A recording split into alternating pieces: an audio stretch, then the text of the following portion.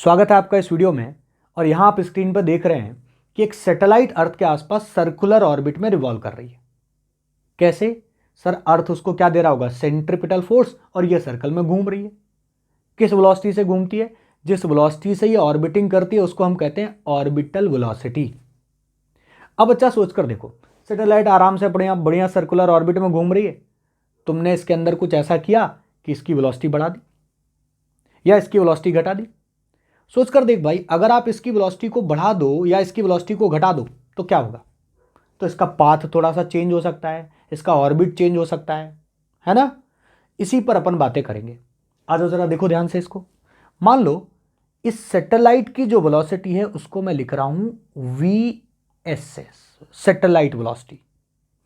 और पहला पॉइंट, अगर ये सैटेलाइट वेलोसिटी ऑर्बिटल वेलोसिटी के बराबर हो, जिसका फॉर्मूला क्या होता है? √GM/r।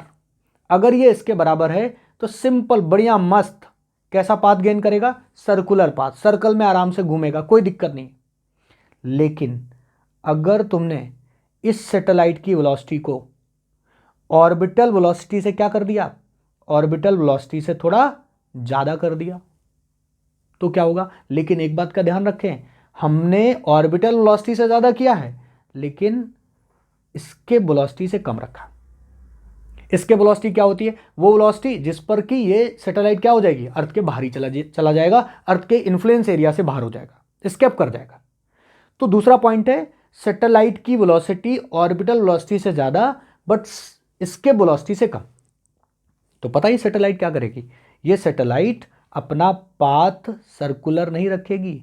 अब इसका जो पाथ होने लगेगा वो अब पाथ इसका होगा इलिप्टिकल, और अर्थ उस इलिप्स के एक फोकस पर सिचुएटेड होगा। यानी हमें याद क्या रखना है कि अब जो पाथ होगा वो पाथ होगा हमारा इलिप्टिकल। कैसा पाथ होगा? अब बनेगा सर इलिप्स। ठीक है, याद रहेगा, नोट कर सकते हैं आप इसको, इलिप्टिकल पाथ रहेगा। अगला पॉइंट देखो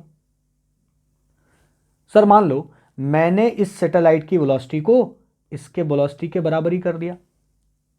बोलो कितना फर्क होता है दोनों में? √2 का फर्क होता है ना। ऑर्बिटल वेलोसिटी होती है GM/r और इसके वेलोसिटी होती है √2GM/r। तो अगर आपने इसको, इस सैटेलाइट की वेलोसिटी को इसके वेलोसिटी के बराबर ही कर दिया तो क्या कर जाएगा? एस्केप कर जाएगा। और एस्केप कैसे पाथ करके जाएगा? कैसा पाथ फॉलो करके जाएगा? तो ये अपना पैराबोला पाथ फॉलो करते हुए अर्थ के फील्ड से बाहर चला जाएगा, अर्थ को बाय बाय टाटा कर देगा। टेंजेंशियली ऐसे आगे बढ़ेगा और पैराबोला पाथ फॉलो करते हुए अर्थ के बाहर चला जाएगा। यानी पाथ कैसा होगा? क्या याद रखना चाहिए आपको? पाथ होगा पैराबोला। क्या होगा पाथ भाई? पैराबोला।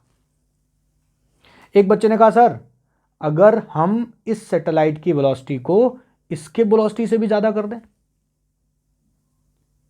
अर्थ के लिए इसके वेलोसिटी कितनी होती है? 11.2 किलोमीटर पर सेकंड। आपने बहुत ज्यादा वेलोसिटी दे दी, ठीक है, एक्सट्रीम लेवल पर वेलोसिटी दे दी आपने। सर ये तो अर्थ के फील्ड से तो बाहर जाएगा ही जाएगा क्योंकि आपने एस्केप से ज़्यादा दे दी है। लेकिन अब इसका बाहर जाते हुए पाथ पता कैसा होगा? अब इसका बाहर जाते हुए पाथ होगा हाइपरबोला। क्या याद रखना है अपने को? अब पाथ होगा अपना हाइपरबोला। ठीक है भाई, तो कब सर्कल होगा, कब इलिप्स होगा, कब हाइपरबोला होगा, क्लियर है ना आपको? एक केस और देख लो, सोच कर देखो। मान लो मैं आपसे कह दूं कि सैटेलाइट की वेलोसिटी ऑर्बिटल वेलोसिटी से भी कम हो गई तो क्या होगा? सर तब तो ये छोटा रेडियस बनाना चाहेगा, है ना, अर्थ के क्लोज जाना चाहेगा क्योंकि ऑर्बिटल से भी आपने कम कर दिया। तो पता है इसका पाथ कैसा होता है? इसका पाथ ऐसा कुछ होता हुआ अर्थ के एटमॉस्फेयर में ट्रैप होकर अर्थ के साथ कोलाइड कर जाएगा। यानी इसका जो पाथ होगा वो पाथ होता है बेटा स्पाइरल। कुछ बुक्स में इसको एलिप्टिकल भी बोलते हैं कि अर्थ के ऐसे क्लोज करता हुआ आता है। तो अगर अर्थ के एटमॉस्फेयर के साथ ये टच करेगा तो ये ड्रैग करते करते, एनर्जी लॉस करते करते अर्थ के साथ कोलाइड कर जाएगा। इसलिए स्पाइरल पाथ को भी आप टिक कर सकते हैं, स्पाइरल पाथ याद रख सकते हैं। ठीक है, अगर ये ऑप्शन ही ना हो तो आप इलिप्स के साथ जा सकते हैं। ये 5 के 5 इंपॉर्टेंट पॉइंट है, ध्यान रखिएगा इनको। होप सो आपको अच्छा लगा होगा। Thank you very much.